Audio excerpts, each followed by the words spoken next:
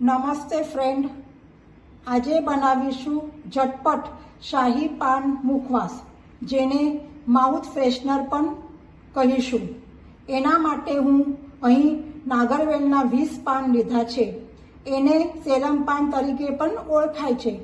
એને ધોઈ સ્વચ્છ કરી કોરા કરી વચ્ચેની દંડી છે તે કાઢી નાખીશું અને બારીક કટ કરી લઈશું. ડેમો માટે હું તમને કેવી રીતે કટ કરવાના એ બતાડું છું. આ મારી કાતર છે, એ 150 વર્ષ પુરાણી છે.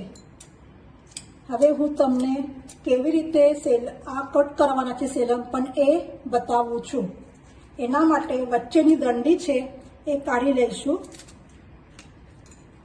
આ બંને દંડી વચ્ચેથી કાઢી લેવાની. પછી આ પાનના 2 કટકા કરી લેવાના, વચ્ચેથી ફારું વચ્ચેથી કરવાની.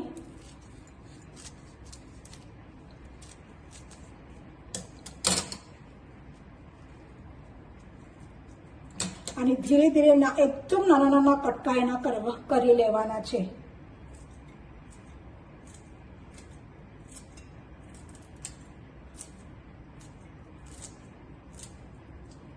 જો તમે જોઈ શકો છો, એકદમ ઝીણા કટકા એના કરવાના, જેથી આપણો જો મસાલો છે નાખવાનો એ બધો તમને અંદર વ્યવસ્થિત રીતે મિક્સ થઈ જશે. આ મુખવાસ ખાવામાં બહુ જ સરસ લાગે છે અને માઉથ ફ્રેશનર નામ આપ્યું છે તે એ જ પ્રમાણે એકદમ માઉથ આપણું ક્લીન થઈ જાય છે. તમે જોઈ શકો છો, એકદમ ઝીણા કટકા કરવાના છે.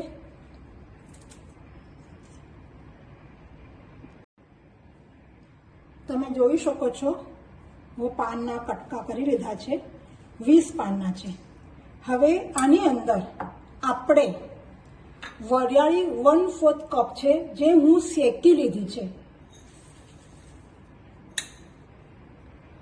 1/4 દાળ છે એ હું એવી જ નાખેલી છે, ઓલરેડી એ શેકેલી હોય છે.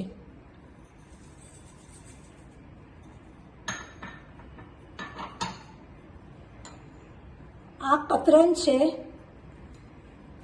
આ સોપારીની કતરન છે.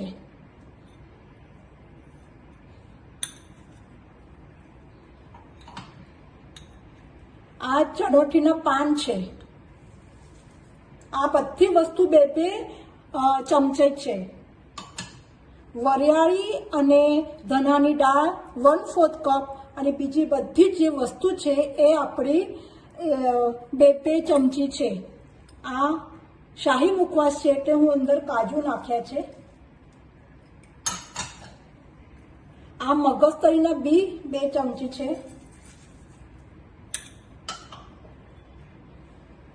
મનુકા છે 2 ચમચી.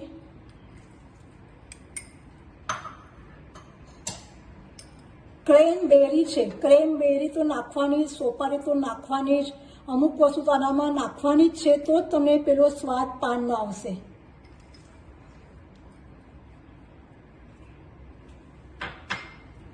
ખજૂર છે, જેમ બારીક ઝીણા કટકા કરી લીધા છે.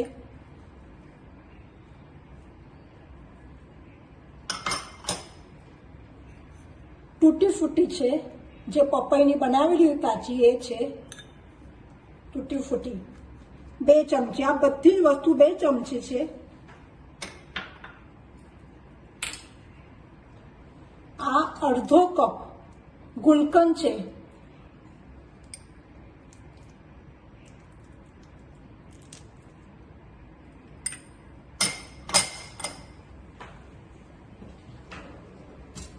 આ બધી સામગ્રી હવે આપણે મિક્સ કરી લઈશું.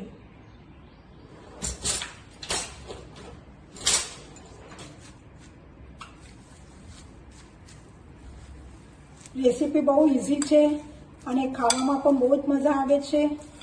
તમે ચોક્કસ એક વખત કરી જોજો.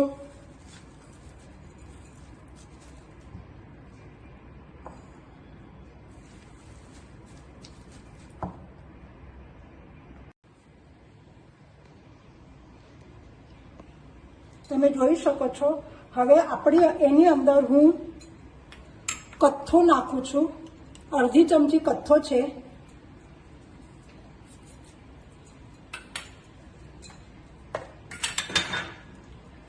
પછી આ રસવા છે, જે ફ્રૂટ મુખવાસનું પાવડર આવે છે. એનાથી સ્મેલ બહુ સરસ આવે છે. તમે જોઈ શકો છો. સ્પોનિક રસવા એ હું અડધી ચમચી નાખી રહું છું.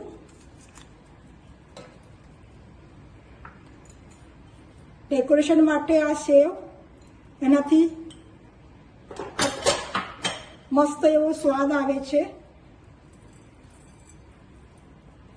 આ બધી જ સામગ્રી પાછું નાખીને એક વખત હલાવી દેવાનું. તમે જોઈ શકો છો કે મારો મુખવાસ તૈયાર થઈ ગયો છે. આ ખાવામાં બહુ સ્વાદિષ્ટ લાગે છે. સેલમ પાન છે એ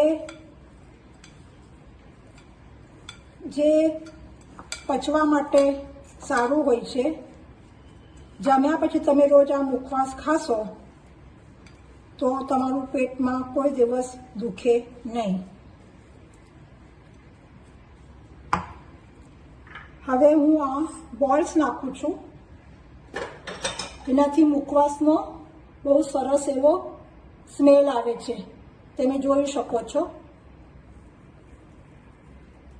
આ બધી સામગ્રીઓ અંદર નાખી દીધી છે.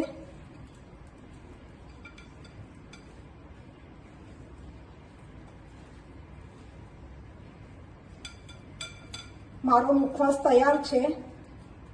જો તમને આ રેસીપી ગમી હોય તો લાઈક, શેર, સબસ્ક્રાઈબ, બેલ આઇકોનને દબાવો, જેથી નવી રેસીપી તમને તરત જ મળી રહેશે.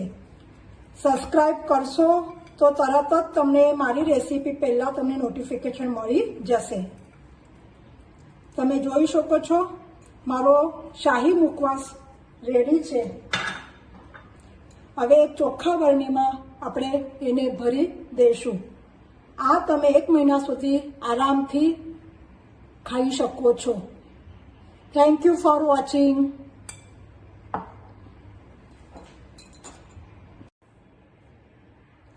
તમે જોઈ શકો છો મારી 500 ગ્રામની આ બોટલ છે એ ભરાઈ ગઈ છે.